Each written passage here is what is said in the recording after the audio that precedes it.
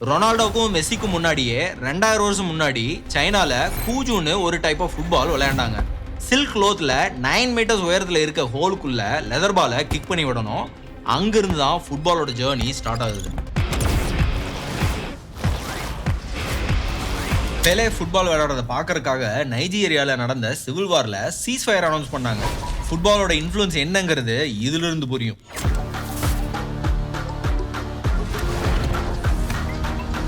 1950ஸ்ல பேர் ஃபுட்டா விளையாண்ட இந்தியன் டீம் ஏஷியாவை டாமினேட் பண்ணாங்க. பிரேசில் ஆஃப் ஏஷியான்னு கூட அவங்களுக்கு நேம் இருந்தது. இன்னைக்கு இந்தியன் ஃபுட்பாலோட நிலைமை 2026 வேர்ல்ட் கப் கூட நம்ம குவாலிஃபை ஆகல. எங்க போச்சு இந்த கோல்டன் ஜெனரேஷன்?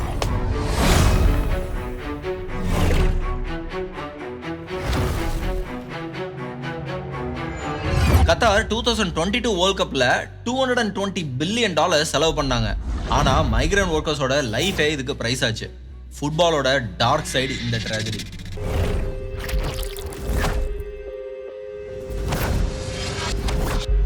ஃபுட்பால்னு சொல்லும்போது அது ஒரு கேம் இல்ல, ஒரு குளோபல் இமோஷன்.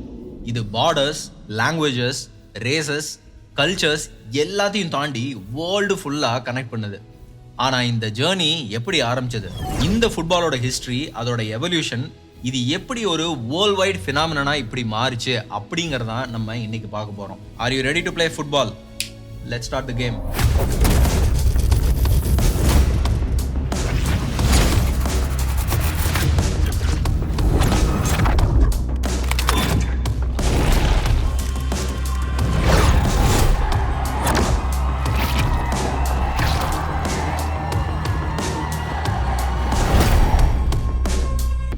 இன்னைக்கு நம்ம ஃபுட்பாலை பத்தி தான் பேசிட்டு இருக்கோம். ஆனா இன்னைக்கு தேதிக்கு ஏஐ இல்லாத ஸ்போர்ட்டே கிடையாதுன்னே சொல்லலாம். நீங்க எந்த ஃபீல்ட்ல இருந்தாலும் சரி, உங்க ஒர்க் ஃப்ளோவை எப்படி ஸ்பீட் அப் பண்றது, ஏஜென்டிக் ஏஐ வேர்ல்ட்ல ஏஐ ஏஜென்ட்ஸை எப்படி யூஸ் பண்றது அப்படின்னு 2 to 3 hours AI work shop நான் பர்சனலா உங்களுக்கு கண்டக்ட் பண்ண போறேன். இதுல ஆல்மோஸ்ட் மோர் தென் 20+ ஏஐ டூல்ஸை நான் சொல்லி தர போறேன், அதுவும் லைவா.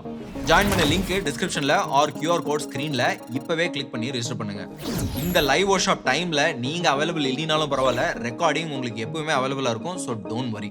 ஓகே, வாங்க இப்போ நம்ம டாபிக்ல திரும்ப வருவோம். 206 BCE to 220 CE சைனாவை ரூல் பண்ண ஹான் டைனஸ்டிலையும் early stage of Qin dynasty டைம்லையும் சைனால கூஜு அப்படின்னு ஒரு கேம் ஃபேமஸா இருந்துச்சு.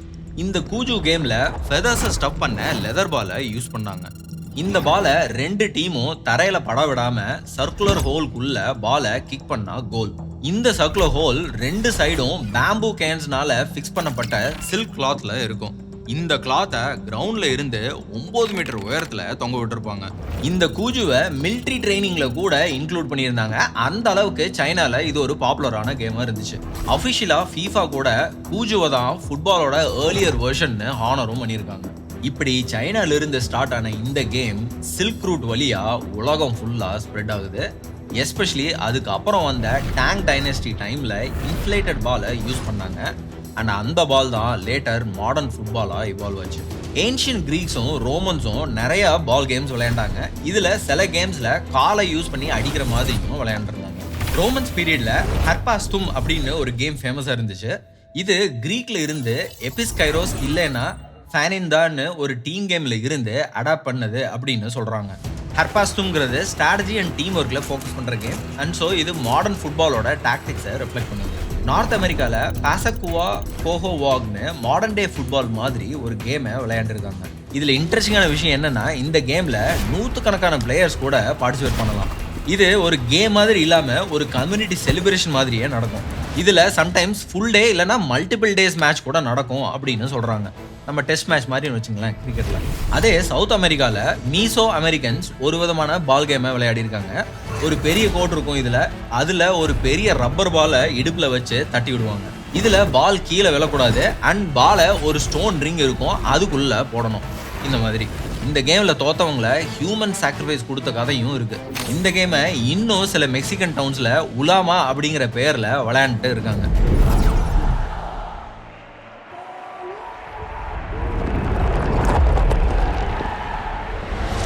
ஆர்டிக் ரீஜியன்ல வாழ்ற இன்யூட் மக்களை தான் இதுக்கு முன்னாடி எஸ்கிமோஸ் அப்படின்னு நம்ம சொல்லுவோம். இவங்க அக்சக் டுக்குன்னு ஒரு ஐஸ்ல விளையாடுற பால் கேமை விளையாண்டுருக்காங்க. இதுல 2 டீம்ஸ் parallel லைன்ஸ்ல நிக்க பாலை கோலுக்கு கிக் பண்ணுவாங்க. இது மாடர்ன் ஃபுட்பாலுக்கு ரொம்பவே சிமிலர். இவங்க யூஸ் பண்ண பால் ஷீப் லெதர்ல செஞ்சிருந்தாங்க. பட் மாடர்ன் டே ஃபுட்பாலோட ஒரிஜின் மிடிவல் பீரியட்ல இங்கிலாந்துல தான் நடந்தது.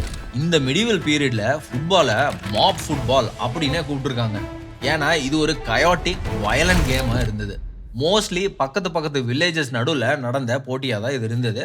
ரொம்ப பெரிய ரூல்ஸ் எல்லாம் கிடையாது. இதுக்கப்புறம் மேட்ச்ல எவ்வளோ பேர்னாலும் கலந்துக்கலாம் அண்ட் லிமிட்டே இல்லாமல் ரொம்ப நேரம் இந்த கேம் நடக்கும். இந்த கேமோட அப்ஜெக்டிவ் என்ன அப்படின்னா, பிக் ஸ்கின்னால செய்யப்பட்ட ஒரு இன்ஃப்ளேட்டட் பாலை ஆப்போனன்ட் டவுன் எண்ட்ல இருக்கிற ஒரு கோலுக்கு பாஸ் பண்ணிக்கிட்டே போயிட்டு இருப்பாங்க 2 டீமும் மாற்றி.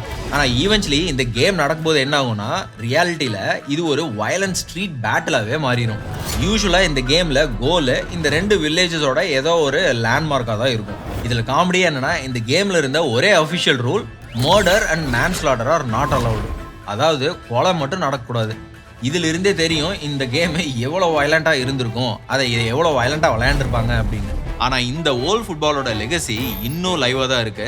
எஸ்பெஷலி யூகேல இருக்க டாபிஷர் கவுண்டியில் ஆஷ்பர்ன் அப்படிங்கிற ஊரில் ஒவ்வொரு வருஷமும் ஆஷ்பர்ன் ஸ்ட்ரீட்டில் இந்த ட்ரெடிஷ்னல் மாப் ஃபுட்பால் மேட்ச் 2 நாள் நடக்குது. மொத்த டவுனும் இங்கே பார்ட்டிசிபேட் பண்ணுறாங்க. இப்போ ரூல்ஸும் ரொம்பவே இம்ப்ரூவ் ஆயிருக்கு. இதுக்கு முன்னாடி மோட்டர் மட்டும் தான் பண்ணக்கூடாது அப்படின்னு ரூல் இருந்தது. ஆனால் இப்போ மோட்டார் வெஹிக்கல்ஸ் அளவு கிடையாது, பாலை ஒளிச்சு வைக்கக்கூடாது, சிமெட்ரிஸ் ஆர் மெமோரியல் கார்டன்ஸ்குள்ள பாலை எடுத்துட்டு போகக்கூடாது அப்படின்னு சில ஸ்ட்ரிக்டான ரூல்ஸை கொண்டு வந்திருக்காங்க. ஆஷ்பர்ன்ல நடக்கிற இந்த மேட்ச் ஜஸ்ட் ஒரு கேம் மட்டும் கிடையாது, ஒரு ட்ரெடிஷன், ஒரு celebration and living memory of football's wild பாஸ்ட்னே சொல்லலாம். 19th செஞ்சுரியில் இண்டஸ்ட்ரியல் ரெவல்யூஷன் ஃபுட்பாலுக்கு ஒரு நல்ல டேர்னிங் பாயிண்ட்னே சொல்லலாம். ஏன்னா மக்களுக்கு இண்டஸ்ட்ரீஸில் வேலை முடிச்சுட்டு வந்ததுக்கப்புறம் அவங்களுக்கு ஏதாவது ரெக்ரியேஷன் தேவைப்பட்டுச்சு. அதுக்கப்புறம் தான் இவங்க ஃபுட்பாலை விளையாட ஆரம்பிச்சாங்க. மாடர்ன் ஃபுட்பாலோட ஃபவுண்டேஷனுக்கு ரொம்பவே இம்பார்ட்டண்ட்டாக இருந்தது இங்கிலாண்டோட பப்ளிக் ஸ்கூல்ஸ் தான். இங்கே தான் ஃபர்ஸ்ட் டைம் வயலண்டான ஃபோக் ஃபுட்பாலை ஒரு ஸ்ட்ரக்சர்டு ரூல் பேஸ்ட் ஸ்போர்ட்டாக மாற்றினாங்க. ஏர்லி 19th செஞ்சுரியில் தான் ஃபேமஸ் ஸ்கூல்ஸான Eton, Harrow, Winchester, Rugby, Charterhouse and Shrewsbury எல்லாமே அவங்களோட ஓன் ஃபுட்பால் ரூல்ஸை கிரியேட் பண்ணாங்க. இங்கே ஒரு ஸ்கூலில் பாலை கையில் எடுக்க அலோவ் பண்ணாங்க அண்ட் அது ஸ்லோவாக ரக்பியாக மாறிடுச்சு. வேற ஒரு ஸ்கூலில் காலை வச்சு தள்ளிகிட்டே போகணும் அப்படின்னு ரூல் போட்டாங்க. அதுதான் லேட்டர் மாடர்ன் டே ஃபுட்பாலுக்கு பேஸாக அமைஞ்சிச்சு. 1848ல் டாப் ஸ்கூல்ஸோட டீச்சர்ஸ் அண்ட் ஸ்டூடெண்ட்ஸ் கேம்பிரிட்ஜில் மீட் பண்ணி ஒரு ரூலை டிராஃப்ட் பண்ணுறாங்க. இதுதான் கேம்பிரிட்ஜ் ரூல்ஸ். இதுதான் லேட்டர் அசோசியேஷன் ஃபுட்பால் ரூல்ஸ்க்கு ஒரு இம்பார்ட்டன்ட் ஃபவுண்டேஷனாக அமைந்தது. 19th செஞ்சுரியில் ஸ்கூல்ஸை தவிர சில எக்ஸ்க்ளூசிவ் ஃபுட்பால் கிளப்ஸும் ஃபார்ம் ஆக ஆரம்பிக்குது. இந்த கிளப்ஸ் அண்ட் ஸ்கூல்ஸ் எல்லாம் சேர்ந்து ஃபுட்பாலுக்கு ஒரு ஸ்டாண்டர்ட் ரூல் சிஸ்டம்ஸ் வேணும் அப்படின்னு டிசைட் பண்ணி 1863ல் ஃபுட்பால் அசோசியேஷன் அதாவது FAவை ஃபார்ம் பண்ணுறாங்க. அந்த டைமில் இந்த அசோசியேஷனில் 11 கிளப்ஸ் தான் மெம்பராக இருந்தாங்க. 1871ல் FA அதாவது ஃபுட்பால் அசோசியேஷன் ஃபர்ஸ்ட் FA கப்பை ஆர்கனைஸ் பண்ணாங்க. மேட்சஸ் 90 மினிட்ஸ் நடந்துச்சு, 11 players per team and first time அஃபிஷியலாக கோல் கீப்பரோட ரோலை டிஃபைன் பண்ணாங்க. 1872ல் first international football match England versus Scotland நடந்தது அண்ட் அதோட ரிசல்ட் 0-0 ட்ரால முடியுது. இப்படி தான் இன்டர்நேஷனல் ஃபுட்பால் கேம் ஸ்டார்ட் ஆகுது. ஆல்மோஸ்ட் 9 வருஷத்துல May 7, 1881ல் ஃபர்ஸ்ட் இன்டர்நேஷனல் உமன்ஸ் ஃபுட்பால் மேட்சும் நடக்குது. அதுவும் இங்கிலாந்து அண்ட் ஸ்காட்லாந்துக்கு நடுவில். ஆனால் உமன்ஸ் ஃபுட்பாலுக்கு சொசைட்டியில் பயங்கரவே அப்போசிஷன் வருது. ஸோ வித்தின் 11 டேஸில் கிளாஸ்கோவில் சிமிலர் மேட்ச் நடக்குது. இதில் 5000 ஸ்பெக்டேட்டர்ஸ் இருந்தாங்க. மேட்ச் நடந்துட்டு இருக்கும் போதே ஃபீல்டுக்குள்ளே பூந்து கலாட்டா பண்ண ஆரம்பிச்சிட்டாங்க. ஸோ மேட்சை பாதியிலேயே ஸ்டாப்பும் பண்ணிட்டாங்க. இங்கே இதில் அன்ஃபார்ச்சுனேட்டாக மேட்ச் முடிஞ்சு உமன் பிளேயர்ஸ் ரிட்டர்ன் வர டைமில் க்ரௌடில் நிறைய பேர் பிளேயர்ஸை அட்டாக்கும் பண்ணியிருக்காங்க. இதுக்கப்புறம் பிரிட்டிஷ் லேடிஸ் ஃபுட்பால் கிளப் அப்படின்னு ஒரு ஃபுட்பால் கிளப்பும் ஸ்டார்ட் பண்ணாங்க. இந்த டைமில் யுனைடெட் கிங்டம் வேர்ல்ட்லேயே லீடிங் எக்கனாமிக் அண்ட் கொலோனியல் பவராக இருந்தாங்க. ஸோ பிரிட்டிஷ் நேஷனல்ஸ் கேமை கிரிக்கெட் மாதிரியே அவங்க எங்கெங்கெல்லாம் கொலோனியல் கண்ட்ரிஸ் போனாங்களோ அங்கே எல்லாமே ஸ்ப்ரெட் பண்ணாங்க. ஸோ இவங்க போன கண்ட்ரிஸ் எல்லாமே ஃபுட்பால் அசோசியேஷன், ரக்பி இல்லாட்டி ரெண்டையும் மிக்ஸாக விளையாடுற மாதிரி கிளப்ஸை ஸ்டார்ட் பண்ணாங்க.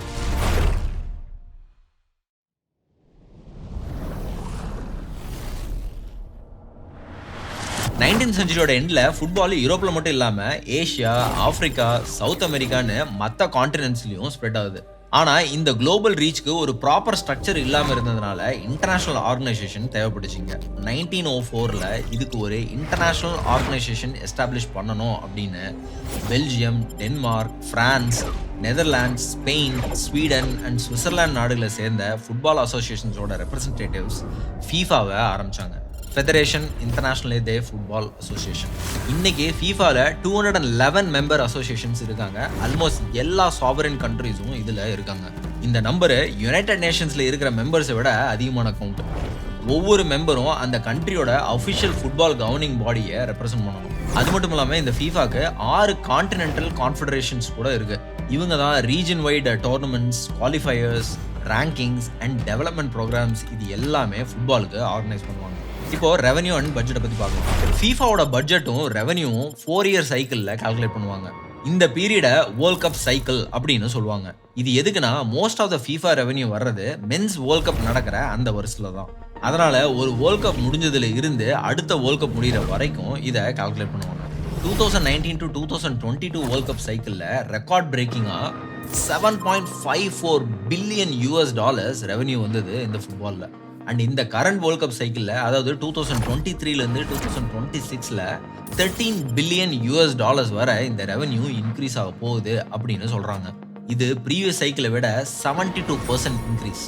இதுக்கு மெயின் ரீசனே மென்ஸ் வேர்ல்ட் கப்லையும் கிளப் வேர்ல்ட் கப்லையும் நம்பர் ஆஃப் டீம்ஸை இப்போ இன்க்ரீஸ் பண்ணியிருக்காங்க. இவங்களோட மேஜர் சோர்ஸ் ஆஃப் இன்கம் என்னன்னு பார்த்தீங்கன்னா broadcasting, marketing, sponsorship, hospitality and ticketing, licensing which includes games, merchandising and brands. இது மாதிரி இவங்க விஷயத்துலேருந்து தான் இவங்களுக்கு மெஜாரிட்டியாக இந்த இன்கம்லாம் வருது. அது மட்டும் இல்லாமல் FIFAனா மோஸ்ட்லி அவுட்டோரில் விளையாடுற ஃபுட்பால் மட்டும்தான் அப்படின்னு நினச்சிட்டு இருக்கோம்.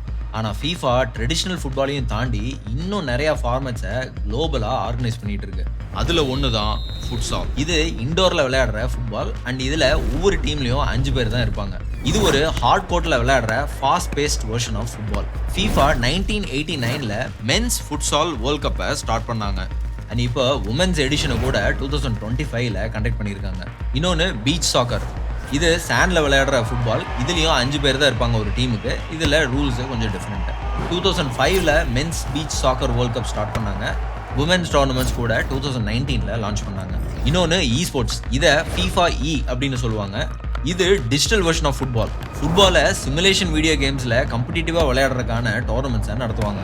இதில் FIFA world cup individual players, FIFA club world cup club based teams and FIFA nations cup, அதாவது கண்ட்ரிஸ் ரெப்ரசென்ட் பண்ணுற டீம்ஸு அப்படின்னு 3 டைப் ஆஃப் டோர்னமெண்ட்ஸு இதில் நடத்துகிறாங்க. இப்படி FIFA ரியல் கிரவுண்ட்லேயும் சரி விர்ச்சுவல் வேர்ல்ட்லையும் சரி ஃபுட்பாலை டாமினேட் பண்ணிட்டு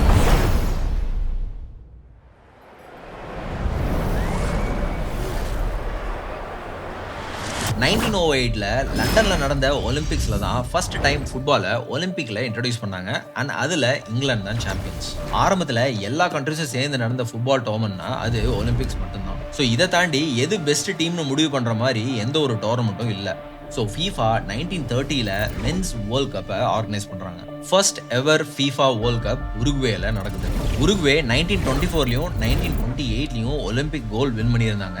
1930ல் அவங்களோட சென்டினரி ஆஃப் இண்டிபெண்டன்ஸ் அப்போ இதை ஹோஸ்ட் பண்ணுறாங்க. ஸோ பர்ஃபெக்ட் மூமெண்ட்டில் இவங்க வேர்ல்ட் கப்பை ஹோஸ்ட் பண்ணாங்க. அப்போது டெக்னாலஜி, ட்ராவல், கம்யூனிகேஷன் இதெல்லாமே லிமிட்டடாக தான் இருந்தது. ஸோ 13 டீம்ஸ் மட்டும்தான் இதில் பார்ட்டிசிபேட் பண்ணாங்க. 7 from the south America, 4 from Europe and 2 from north America. இந்த டைமில் லாங் சி வாயேஜில் தான் எல்லாருமே ட்ராவல் பண்ணணும். ஸோ நிறைய டீம்ஸ் இதனாலேயே வரவும் முடியும். ஃபைனலில் உருகுவேவும் அர்ஜென்டினாவும் ஃபேஸ் டு ஃபேஸ் விளையாண்டாங்க. ஸ்டேடியம் பேக்டாக இருந்த அந்த எபிக் மேட்ச்சில் உருகுவே 4-2 அப்படின்னு வின் பண்ணி ஃபர்ஸ்ட் வேர்ல்ட் கப் சாம்பியன்ஸ்னு டைட்டில் அடித்தாங்க. அடுத்த வேர்ல்ட் கப் 1934ல் இட்லியில் நடந்துச்சு. 1940ஸ்ல ஒரு பெரிய செட்பேக்கும் வருது. வேர்ல்ட் வார் 2 வந்த உடனே 1942 அண்ட் 1946ம் பிளான் பண்ணியிருந்த வேர்ல்ட் கப்ஸை கேன்சலும் பண்ணுறாங்க. அப்புறம் 1950ல தான் டோர்னமெண்ட் பிரேசிலில் திரும்பியும் ரெஸ்யூம் ஆகுது. இதோட ஃபைனல் ஒரு ஹிஸ்டாரிக் மூமெண்ட். மேரகானா ஸ்டேடியம் ஃபுல்லாக மக்கள் வெள்ளம் 2 லட்சம் பேர் இருந்திருந்தாங்க. 90% இதில் பிரேசில் மக்கள் தான். ஃபைனலில் Uruguay versus Brazil. Uruguay home team பிரேசிலை அன்எக்ஸ்பெக்டடாக 2-1ன்னு வின் பண்ணாங்க. இப்படி உலகம் முழுக்க ஃபுட்பாலோட பாப்புலாரிட்டி இன்க்ரீஸ் ஆகிட்டே போனனால 1954ல் இருந்து FIFA வேர்ல்ட் கப்பை இன்னும் எக்ஸ்பேண்ட் பண்ண ஆரம்பித்தாங்க. நிறைய டீம்ஸுக்கு சான்ஸ் கொடுக்க டோர்னமெண்ட் சைஸையும் இன்க்ரீஸ் பண்ணாங்க. 1950ஸ்லேருந்து 1970s பீரியடில் பெலே, கேரின்ஷா, யுசிபியோ, க்ரூஃப் மாதிரியான பல லெஜெண்டரி பிளேயர்ஸ் இந்த கேமை இன்னும் செம சுவாரஸ்யமாக மாற்றுறாங்க. இது கூட டாக்டிக்கல் எவல்யூஷனும் ஸ்டைலிஸ்டிக் சேஞ்சஸும் ஃபுட்பாலில் கொண்டு வந்தாங்க. வரப்போகிற 2026 எடிஷன் வேர்ல்ட் கப்பில் 48 நேஷனல் டீம்ஸை பார்ட்டிசிபேட் பண்ண போகிறாங்க. இது FIFA ஹிஸ்ட்ரியிலேயே largest ever. United States, Canada and Mexico jointly இதை ஹோஸ்ட் பண்ண போறாங்க. இது ஒரு லிட்டரலி ஃபெஸ்டிவல் மாதிரி நடக்க போகுது. FIFA வேர்ல்ட் கப்ல எல்லா கான்டினென்ட்க்கும் ஈக்குவல் ஆப்பர்ச்சுனிட்டி கிடைக்கணும் அப்படின்னு ஒரு நல்ல விஷன் வச்சிருக்காங்க. அதனால தான் குவாலிஃபிகேஷன் ப்ராசஸில் ஆப்பிரிக்கா, ஏஷியா, ஒஷேனியா அண்ட் நார்த் அமெரிக்காவோட பார்ட்டிசிபேஷன் இன்க்ரீஸ் ஆகிற மாதிரி மல்டிபிள் டைம்ஸ் இதை ரீஃபார்மும் பண்ணியிருக்காங்க. இதோட ரிசல்ட் தான் கேமரூன் 1990ல் குவார்டர் ஃபைனல்ஸ் ரீச் பண்ணது அண்ட் சவுத் கொரியா 2002ல் செமிஃபைனல் வர போனது. இது ட்ரெடிஷ்னல் ஃபுட்பால் பவர்ஸோட மொனோபொலியை ஸ்லோவாக பிரேக் பண்ணி மற்ற கண்ட்ரிஸையும் ஸ்பாட்லைட்டுக்கு கொண்டு வர்றதை காமிக்குது. ஸோ இந்த FIFA வேர்ல்ட் கப்புக்கு குவாலிஃபை ஆகிறது ஒரு சிம்பிள் ப்ராசஸ் கிடையாது. இது ஒரு multi year journey. First host Nations Canada, Mexico, USA ஆட்டோமேட்டிக்காக இதில் குவாலிஃபை ஆவாங்க. இது ட்ரெடிஷ்னலாக ஃபாலோ பண்ணுற ஒரு ரூல். நாளைக்கு இந்தியா ஹோஸ்ட் பண்ணிச்சு அப்படின்னா இந்தியா ஆட்டோமேட்டிக்காக குவாலிஃபை ஆவாங்க. ஒவ்வொரு கான்ஃபெடரேஷனுக்கும் FIFA ஒரு ஃபிக்ஸ்ட் நம்பர் ஆஃப் ஸ்பாட்ஸை அசைன் பண்ணியிருக்காங்க. அது போக direct slots and intercontinental play off பிளேசஸும் இருக்குது. சில கான்டினென்ட்ஸ்க்கு பாஸ்டில் ஸ்ட்ராங் பர்ஃபார்மன்ஸ் இருந்ததுனால எக்ஸ்ட்ரா ஸ்பாட்ஸும் கிடைக்கும். சில கான்டினென்ட்ஸ்க்கு க்ரோத் பொட்டன்ஷியல் இருக்குது அப்படிங்கிறத பார்த்து பார்ட்டிசிபேஷனை என்கரேஜ் பண்ண ஸ்லாட்ஸும் கொடுப்பாங்க. இதுக்கு எக்ஸாம்பிளாக ஒசேனியாவை சொல்லலாம். அங்கே இருக்கிற கண்ட்ரீஸை என்கரேஜ் பண்ண இப்போ அவங்களுக்கு கம்பல்சரியாக ஒரு ஸ்லாட்டும் கொடுத்துருக்காங்க. ஸோ இது மாதிரி எல்லா கான்டினென்ட்டுக்கும் வாய்ஸ் இருக்கிற மாதிரி பேலன்ஸை மெயின்டைன் பண்ண FIFA கண்டினியூஸாக ட்ரை பண்ணிட்டு இருக்காங்க. Very fair game. இதில் சோகமான விஷயம் என்னன்னா, இந்த 48 நேஷன் செலக்ட் ஆனப்போ கூட நம்ம இந்தியா செலக்ட் ஆகல. இந்த வருஷம் இந்தியா AFC ஏஷியன் குவாலிஃபைஸை ஆடினாங்க. அதில் ரவுண்ட் 2க்கு மேலே போகல. ஸோ இதனால 2026ல் இந்தியா வேர்ல்ட் கப்பில் டிஸ்குவாலிஃபை ஆகிட்டாங்க. இந்த FIFA வேர்ல்ட் கப் ட்ராஃபிக்கு ஒரு பெரிய ரிச் ஹிஸ்டரியும் இருக்கு. இன்னைக்கு வர ரெண்டு மெயின் ட்ராஃபிஸ் தான் இந்த டோர்னமெண்ட்ல அவார்டாக கொடுத்துருக்காங்க. 1930ல இருந்து 1970 வரை ஒரிஜினல் ட்ராஃபிக்கு ஜூல்ஸ் ரிமெட் ட்ராஃபி அப்படின்னு தான் பேரு. இந்த கோல்ட் பிளேட்டட் ஸ்டெர்லிங் சில்வர் ட்ராஃபியை டிசைன் பண்ணது ஒரு பிரெஞ்சு ஸ்கல்ப்டர் எபெல் லாஃப்ளர். 1970ல Brazil 3rd time world cup win பண்ணதுல FIFA பிரேசிலுக்கு பெர்மனண்டா இந்த ட்ராஃபியை கொடுத்துட்டாங்க. ஆனா 1983ல இந்த ட்ராஃபி பிரேசில் இருந்த ஃபுட்பால் அசோசியேஷன் ஆஃபீஸ்ல இருந்து திருடிட்டாங்க. அந்த ட்ராஃபியை அதோட கோல்டு வேல்யூக்காக மெல் பண்ணியிருக்கலாம் அப்படின்னு எக்ஸ்பர்ட் சொல்றாங்க. 1970ல பிரேசில் பெர்மனண்டா ஜூல்ஸ் ரிமெட் ட்ராஃபி வாங்கினதுக்கு அப்புறம் FIFA இட்டாலியன் ஆர்டிஸ்ட் சில்வியோ கேசனிகா வச்சு ஒரு புது ட்ராஃபியை டிசைன் பண்ணாங்க. இதை தான் இப்போ வர யூஸும் பண்ணிட்டு இருக்காங்க. இங்கிருந்து தான் இவங்க என்ன டிசைட் பண்ணாங்கன்னா, ஒரிஜினல் ட்ராஃபி எப்பவுமே FIFA கிட்ட தான் இருக்கும். வின்னிங் டீமுக்கு ஒரு கோல்ட் பிளேட்டட் பிரான்ஸ் ரெப்ளிகாவை எப்பவுமே கொடுப்பாங்க. 1994ல இருந்து பாட்டம்ல ஒரு என்கிரேவ்டு பிளேட் இருக்கும். அதில் வேர்ல்ட் கப்போட சாம்பியன்ஸோட பேர் எல்லாத்தையும் லிஸ்ட் பண்ண ஆரம்பிச்சாங்க. இந்த ட்ராஃபியை 2042ல ரீப்ளேஸ் பண்ண வேண்டியது இருக்கும். ஏன்னா அதுக்கு மேலே வின்னர்ஸோட நேமை அதில் என்கிரேவ் பண்ண இடம் இல்லை. இன்னைக்கு தேதிக்கு original trophy FIFA world cup football museum ஜூரிக்ல சேஃபாக வச்சிருக்காங்க. இது ரொம்பவே சில ரேர் ஈவெண்ட்ஸில் மட்டும்தான் ஷோகேஸ்க்காக வெளியே வருது. ஸோ இது மாதிரி FIFA மென்ஸ் வேர்ல்ட் கப் போக FIFA club world cup, FIFA under twenty world cup, FIFA அண்டர்-17 world cup, FIFA Arab club மாதிரியான பல டோர்னமெண்ட்ஸையும் கண்டக்ட் பண்ணிட்டு இருக்காங்க. 1991ல இருந்து ஃபர்ஸ்ட் டைம் உமன்ஸ் வேர்ல்ட் கப்பையும் கண்டக்ட் பண்றாங்க அண்ட் 12 டீம்ஸ் இதில் பார்ட்டிசிபேட்டும் பண்ணியிருக்காங்க. இதில் இன்னொரு இன்ட்ரெஸ்டிங் ஃபேக்ட் என்னன்னா, நேஷனல் டீம்ஸ்க்கு எவ்வளோ பேர் இதில் ஃபேன்ஸ் இருக்கிறாங்களோ அதே மாதிரி ஃபுட்பால் கிளப்ஸுக்கும் டை ஹார்ட் ஃபேன்ஸ் இதில் இருக்காங்க. Manchester United, Chelsea, Real Madrid, Barcelona மாதிரி பல ஃபேமஸ் கிளப்ஸ் இது போய் இருக்கு. ஃபர்ஸ்ட் கிளப்ஸ் யங் டேலண்ட்டை ஐடென்டிஃபை பண்ணிட்டு அவங்களுக்கு ப்ராப்பர் ட்ரைனிங் கொடுக்குற அகாடமிஸை ரன் பண்ணுவாங்க. நம்ம இப்போ பார்க்குற இன்டர்நேஷனல் ஃபுட்பால்ஸில் இருக்கிற எல்லா ஸ்டார்ஸுமே அவங்களோட ஜேர்னியை ஸ்டார்ட் பண்ணது ஒரு கிளப் லெவலில் தான். FIFA கிளப்போட டெய்லி ஆப்ரேஷனில் டைரெக்டாக இன்வால்வ் ஆகாது. But player transfers, contracts, youth development and training compensation மாதிரியான கீ ஏரியாஸில் ஸ்ட்ரிக்ட் கைட்லைன்ஸ் கொடுக்கும். அதே மாதிரி ஒரு பிளேயர் ஒரு கிளப்ல இருந்து இன்னொரு கிளப்ல டிரான்ஸ்ஃபர் ஆகும்போது பையிங் கிளப் செல்லிங் கிளப்புக்கு டிரான்ஸ்ஃபர் ஃபீஸ் கொடுக்க வேண்டியது இருக்கும். இது பிளேயரோட age, talent, contract length and market demand பேஸ்டாக டிசைட் ஆகும். ஃபார் எக்ஸாம்பிள், நேமாரோட 2017 transfer from Barcelona to PSG transfer ஃபீயா $263 மில்லியன் கொடுத்துருக்காங்க. இந்த டிரான்ஸ்ஃபர் ஃபீயை பையிங் கிளப் செல்லிங் கிளப்புக்கு மட்டும் கொடுக்க மாட்டாங்க. பிளேயரோட former clubs, agents, even youth அகாடமிஸ்க்கும் கமிஷன் ஆர் ட்ரைனிங் காம்பன்சேஷனும் கொடுக்கணும். இது எதுக்குன்னா, இவங்க எல்லாம் இதுக்கு முன்னாடி இந்த பிளேயருக்கு செலவு பண்ணி ட்ரெயின் பண்ணியிருப்பாங்க, அதை காம்பன்சேட் பண்ண. இந்த கிளப்ஸுக்கு நடுவிலையும் லீக்ஸ் நடக்கும். Like English premier league, AI La Liga, Saudi pro league அப்படின்னு நிறைய லீக்ஸ் இதுக்குள்ள நடக்கும். இந்த லீக்ஸ் போக ஒவ்வொரு கான்டினென்ட்ஸ்லயும் உள்ள கண்ட்ரீஸும் சேர்ந்து டோர்னமெண்ட்ஸும் நடத்துவாங்க. இது ஜஸ்ட் லைக் நம்ம ஐபிஎல் மாதிரி தான். Copa America in South America, AFC Asian cup in Asia, CONCACAF gold cup in North America, இதெல்லாம் பார்த்தீங்கன்னா நம்ம கிரிக்கெட்ல ஏஷியா கப் அப்படின்னு நடக்கல, அது மாதிரியான சீரீஸ். 1969ல நைஜீரியா சிவில் வார் நடந்துட்டு இருந்தது. அந்த தடவை சாண்டோஸ் எஃப்சி பிரேசில் கிளப் நைஜீரியாவுக்கு டூர் விளையாட போனாங்க. அந்த ஸ்குவாட்ல பெலேவும் இருந்தாரு. பெலே விளையாடுறத பாக்குறதுக்காக ரெண்டு சைட்லயும் சீஸ் ஃபயரே அனௌன்ஸ் பண்ணாங்க. அப்படி ஒரு பீஸ் வெப்பனா ஃபுட்பால் இருந்திருக்கு. Literally can you imagine? Football stars impacted world peace. Actually Ivory கோஸ்ட்ல 2005ல சிவில் வார் நடந்துட்டு இருந்தப்போ Didier Drogba Ivory Coast national team world கப்க்கு குவாலிஃபை ஆனப்போ டிவியில ஒரு இமோஷனல் ரெக்வஸ்ட் வச்சாரு. ஆர்ம்ஸை கீழே போட்டுட்டு பீஸ் கொண்டு வரணும் அப்படின்னு இவர் சொன்னாரு. இப்படி கொஞ்சம் மாசத்துலயே இங்க சீஸ்ஃபயர் அனௌன்ஸ்மெண்ட்டும் வந்துச்சு இந்த ஃபுட்பால் பிளேயர்ஸோட இம்பாக்ட்னால. இப்படி பல ஸ்டார்ஸ் இந்த கேமை விளையாண்டுருக்காங்க. அதுல நோட்டபிளான ஒருத்தர் மாரடோனா. இது இவர் கையில போட்ட ஒரு goal, the famous the hand of God அப்படிங்கிற ஒரு கோல் பயங்கர பெரிய சர்ச்சையை உருவாக்குச்சு. ஃபுட்பாலோட எவல்யூஷனும் டெக்னாலஜியோட ப்ராக்ரஸ் மாதிரி தான். முதல்ல யூஸ் பண்ண பால்ஸை அனிமல் பிளாடர்ஸ் யூஸ் பண்ணி செஞ்சாங்க. லேட்டர் 19th செஞ்சுரியில லெதர் எக்ஸ்டீரியர்ஸ் யூஸ் பண்ணி ஸ்டார்ட் பண்ணாங்க. இதனால பவுன்ஸ் அண்ட் டியூரபிலிட்டி இம்ப்ரூவ் ஆச்சு. 1855ல Charles Goodyear first time vulcanised rubber பாலை இன்வென்ட் பண்ணாரு. இதுல பாலோட ஷேப் ரிட்டன்ஷனும் பவுன்ஸும் ரொம்பவே இம்ப்ரூவ் ஆச்சு. 1962ல தான் ட்ரெடிஷனலான 32 பேனல் டிசைனை இன்ட்ரடியூஸ் பண்ணாங்க ஃபுட்பால்ல. இதுல 20 ஹெக்ஸாகான்ஸ் இருக்கும், 12 பென்டகான்ஸ் இருக்கும். இந்த மாதிரி 1980ஸ்ல லெதருக்கு பதிலா சிந்தட்டிக் மெட்டீரியல்ஸை யூஸ் பண்ண ஆரம்பிச்சாங்க. ஸோ பால்ஸ் இன்னும் லைட் வெயிட் ஆகி டியூரபிள் அண்ட் வாட்டர் ரெசிஸ்டன்டாகவும் மாறிச்சு. இப்போ 2000ஸ்ல டெக்னாலஜி இன்னும் இம்ப்ரூவ் ஆகி ஃபுட்பால்ல micro chips and sensors use பண்ணி ஸ்பீடை மெஷர் பண்றாங்க, ஸ்பின்னை பாக்குறாங்க, ஈவன் கோல் லைனை ட்ராக் பண்றதுக்கு கூட இப்போ டெக்னாலஜியை யூஸ் பண்றாங்க.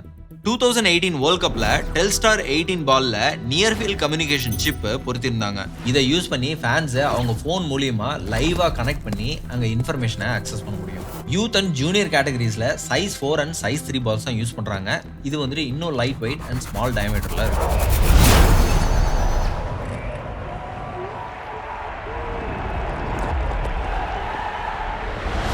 இன்னைக்கு FIFA வேர்ல்ட் ரேங்கிங்ல 210 கண்ட்ரீஸ் இருக்காங்க. As on April 2026, இந்தியாவோட ரேங்க் 136. சிரியா சிவில் வார் முடிஞ்சு ரெக்கவர் ஆகிற கண்ட்ரி கூட 84th ரேங்க்ல இருக்கு. பாலஸ்டீன் இன்டர்நேஷனல் ரெகக்னிஷன் கூட வாங்காத ஒரு நாடு 95th ரேங்க்ல இருக்காங்க. இவங்க எல்லாருமே இந்தியாவோட பெட்டர் ரேங்க்ல இருக்காங்க. 1950s and 60sல இந்தியன் ஃபுட்பால் டீமை பிரேசில் ஆஃப் ஏஷியான்னு சொல்ற அளவுக்கு நம்ம டீம் சூப்பரா இருந்திருக்கு. இந்தியா 1956ல ஒலிம்பிக்ஸ் செமிஃபைனல் வர வந்திருக்காங்க. 1951 and 1962ல ஏஷியன் கேம்ஸ்ல இந்தியா கோல்டையும் வின் பண்ணியிருக்கு. எனக்கு தெரிஞ்சு இதுதான் இந்தியன் ஃபுட்பாலோட கோல்டன் ஏரா. பிரிட்டிஷ் கொலோனியல் பீரியட்ல ஃபுட்பால் இந்தியாவுக்கு வந்துச்சு. எஸ்பெஷலி கல்கட்டால பிரிட்டிஷ் ட்ரூப்ஸ் டீமை ஃபார்ம் பண்ணி விளையாட ஸ்டார்ட் பண்ணாங்க. ஆனா இந்த ஸ்போர்ட்டை இந்திய மக்கள் கிட்ட பாப்புலர் ஆக்கின கிரெடிட் எனக்கு தெரிஞ்சு சார் நாகேந்திர பிரசாத் சர்பாதிகாரிக்கு தான் போகணும். அவர் தான் first Indian football club boys கிளப்பை ஃபார்ம் பண்ணாரு. அதுக்கப்புறம் தான் கல்கட்டா காலேஜஸ் டீமை ஸ்டார்ட் பண்ண ஆரம்பிச்சாங்க. டுராண்ட் கப் 1888ல எஸ்டாப்ளிஷ் பண்ணாங்க. இது ஏஷியாலேயே ஓல்டஸ்ட் ஃபுட்பால் டோர்னமெண்ட். 1889ல மோகன் பாகன் ஃபுட்பால் கிளப்பும் ஸ்டார்ட் பண்ணாங்க. இது லிவர்பூல் அண்ட் செல்சியோட ஓல்டஸ்ட் கிளப். 1893ல இந்தியன் ஃபுட்பால் அசோசியேஷன் ஃபார்ம் ஆச்சு. ஆனா அது மோஸ்ட்லி கல்கட்டா பேஸ்டா தான் ஃபங்க்ஷன் ஆச்சு. ஆனா இது என்டையர் இந்தியாவை ரெப்ரசென்ட் பண்ணல. 1911ல மோகன் பாகன் பிரிட்டிஷ் ஆர்மி ரெஜிமெண்ட்டை டிஃபீட் பண்ணி IFA கப்பை வின் பண்ணாங்க. அது ஒரு நேஷனல் ப்ரைடாவே மாறிச்சு. ஒரு இந்தியன் டீம் ஷூஸ் கூட இல்லாம வெறும் காலில் பிரிட்டிஷ் டீமை டிஃபீட் பண்ணது மக்களுக்கும் ஃப்ரீடம் மூவ்மெண்ட்டுக்கும் பெரிய ஒரு மாரல் பூஸ்டா அமைஞ்சிச்சு. 1911க்கு அப்புறம் British rulers Indian national football team form ஆகிறத தடுத்தாங்க. ஃபுட்பால் நாளில் நேஷனலிசம் ஸ்பார்க் ஆகும் அப்படின்னு இவங்க பயந்தாங்க. இந்தியாவோட official football body AIFF, all India football federation 1937ல ஸ்டார்ட் பண்ணாங்க. இண்டிபெண்டன்ஸ்க்கு அப்புறம் இந்தியா 1948 லண்டன் ஒலிம்பிக்ஸ்ல ஃபர்ஸ்ட் டைம் விளையாண்டாங்க, அதுவும் ஷூவே இல்லாம. இந்தியாவுக்கு 1950ல FIFA வேர்ல்ட் கப் இன்வைட்டும் வந்துச்சு. ஆனா டிராவல் காஸ்ட், டீம் ப்ரிப்பரேஷன் இதெல்லாம் சரியா இல்லை அப்படின்னு இந்தியா வித்ட்ரா பண்ணிட்டாங்க. அந்த டைம்ல வேர்ல்ட் கப்பை விட ஒலிம்பிக்ஸ்க்கு அதிக முக்கியத்துவமும் கொடுத்தாங்க. இதுவும் ஒரு ரீசனா இருந்திருக்கலாம். 1952 ஹெல்சின்கில நடந்த ஒலிம்பிக்ஸ் வர கூட இந்தியன் பிளேயர்ஸ் பேர்ஃபுட்டா தான் விளையாண்டாங்க. 1950ல சையத் அப்துல் ரஹீம் கோச் ஆனதுக்கு அப்புறம் இந்தியன் ஃபுட்பால்ல ஒரு ரெவல்யூஷனை கொண்டு வந்தாரு. இங்க 4-4 ஃபார்மேஷன், கிரவுண்ட் பாசிங், டீம் டிசிப்ளினை இந்தியன் டீமை ஏஷியாலேயே பெஸ்ட் டீமா இவர் மாத்தினாரு. இவரோட லீடர்ஷிப்ல 1951 and 1962 ஏஷியன் கேம்ஸ்ல நம்ம கோல்டு, 1956 ஒலிம்பிக்ஸ்ல செமிஃபைனல் விக்டரி கூட நம்ம எடுத்தோம். அதுக்கப்புறம் 1970ஸ்ல club versus national team rivalry உருவாகுது. எஸ்பெஷலி கால்கட்டா கிளப்ஸ், மோகன் Bagan, East Bengal and Mohammedan sporting மாதிரியான ஜெயின்ஸோட இன்ஃப்ளூயன்ஸ் ஜாஸ்தியாகி பிளேயர்ஸ் நேஷனல் டீமுக்கு போனா கிளப் சேலரி கொடுக்க மாட்டோம் அப்படின்னு மிரட்டினாங்க. இதனாலேயே நிறைய பிளேயர்ஸ் நேஷனல் கேம்பையே பாய்காட் பண்ணவும் ஆரம்பிச்சாங்க.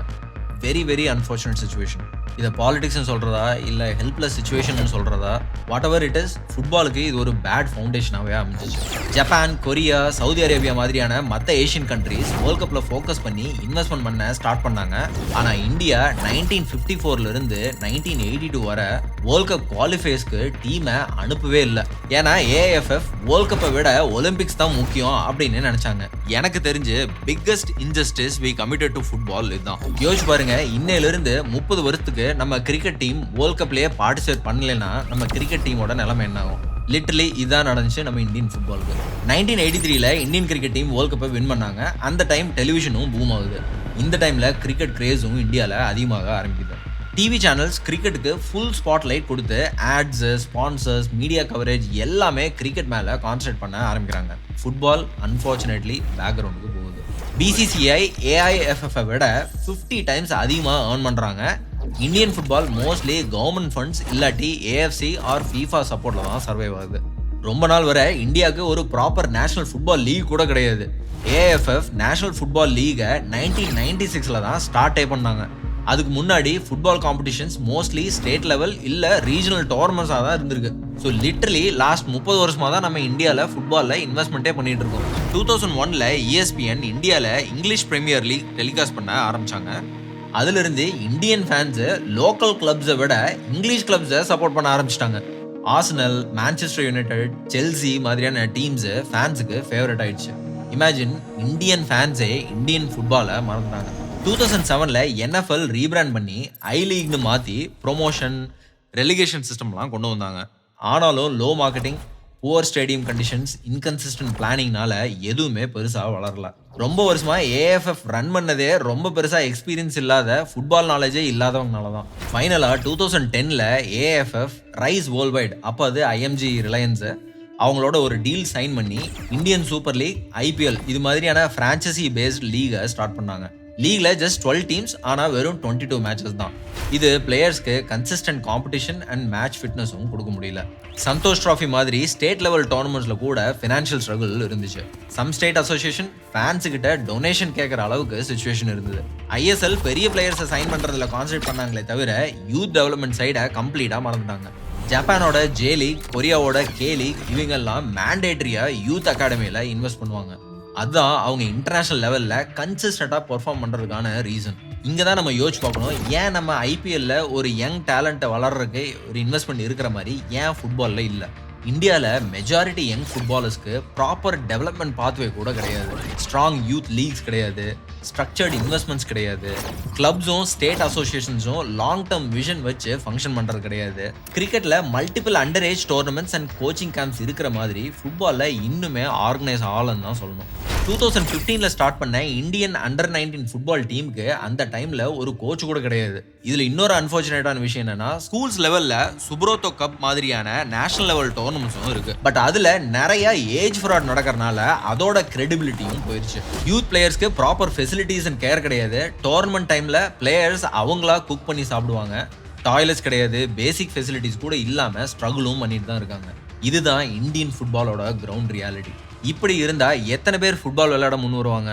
சுனில் சேட்ரி, பாய்சுங் பூட்டியா மாதிரியான ஸ்டார் பிளேயர்ஸ் இருந்தும் இந்தியன் ஃபுட்பால் டீம்னால வேர்ல்ட் லெவலில் ஜொலிக்க முடியாததுக்கு இதெல்லாம் தான் காரணம். இந்தியாவில் ஃபுட்பால் டெவலப் ஆகணும் அப்படின்னா கிராஸ் ரூட் லெவலில் பல விஷயங்கள் மாறணும், சரியாகணும். ஃபர்ஸ்ட், யூத் லீக்ஸ்க்கு ப்ரையாரிட்டி கொடுக்கணும். ஒவ்வொரு ஸ்டேட் அசோசியேஷன் அண்ட் ISL கிளப்பும் மேண்டேட்டரியா யூத் டீம்ஸ்ல இன்வெஸ்ட் பண்ணணும். கோச்சிங், நியூட்ரிஷன், எக்ஸ்போஷர் எல்லாமே இன்க்ளூட் ஆகணும். இதில் multi tier pan India league structure form பண்ணணும். அண்ட் அதில் long sessions with consistent matches இருக்கணும். அப்போதான் பிளேயர்ஸ்க்கு மேட்ச் ஃபிட்னஸ் அண்ட் எக்ஸ்பீரியன்சஸ் எல்லாமே வரும். லிட்டரலி IPL மாதிரி ஒரு விஷயம் ஃபுட்பாலுக்கு உருவாகணும். கவர்மெண்ட்டும் இதுக்கு சப்போர்ட் பண்ணணும். சோஷியல் மீடியா யூஸ் பண்ணி ஃபேன்ஸை என்கேஜ் பண்ணணும். Match highlights, simple updates, fan ஸ்டோரிஸ்னு எல்லாம் போஸ்ட் பண்ணி ஃபுட்பால் மேலே இருக்கிற விசிபிலிட்டியை இன்க்ரீஸ் பண்ணணும். இன்னைக்கு ஃபுட்பால் குளோபல் லெவலில் வெறும் ஒரு கேம் மட்டும் கிடையாது, இட்ஸ் அன் இமோஷன். இன்னும் சொல்லணும்னா ஒரு கல்ச்சர்னே சொல்லலாம். ஸ்டேடியம் அதிர்ற அளவுக்கு ஃபேன்ஸ், ட்ரான்ஸ்ஃபர் மார்க்கெட்டில் க்ரோர்ஸில் டீல்ஸு, கண்ட்ரீஸோட ப்ரைடு, இது எல்லாமே ஃபுட்பாலுக்கு இருக்குது. மெஸ்ஸியும் ரொனால்டோவும் நம்ம வீட்டு பேர் மாதிரி ஆயிடுச்சு. இந்தியாலையும் இட்ஸ் டைம் நம்ம ஃபுட்பாலை ஃபேமஸ் ஆக்கணும். இந்த வீடியோ அந்த சேஞ்சை கொண்டு வரும்னு நான் நம்புகிறேன். ரொனால்டோ, சுனில் சேட்ரி, மெஸ்ஸி மாதிரி இன்னும் பல டேலண்ட் இந்தியாவில் உருவாகும். அதுக்கு நம்மளோட தாட் ப்ராசஸ் சேஞ்ச் ஆகிறதும் ரொம்ப முக்கியம். தட்ஸ் இட் மக்களே. இந்த வீடியோ பிடிச்சிருந்ததுன்னா இங்கே கிளிக் பண்ணி கிரிக்கெட் ஹிஸ்ட்ரி பற்றின வீடியோ போட்டிருக்கேன், பார்த்து என்ஜாய் பண்ணுங்கள். டில் ஐ மீட் யூ நெக்ஸ்ட். உங்கள் நண்பன் ஜெயசம், சைனிங் ஆஃப்.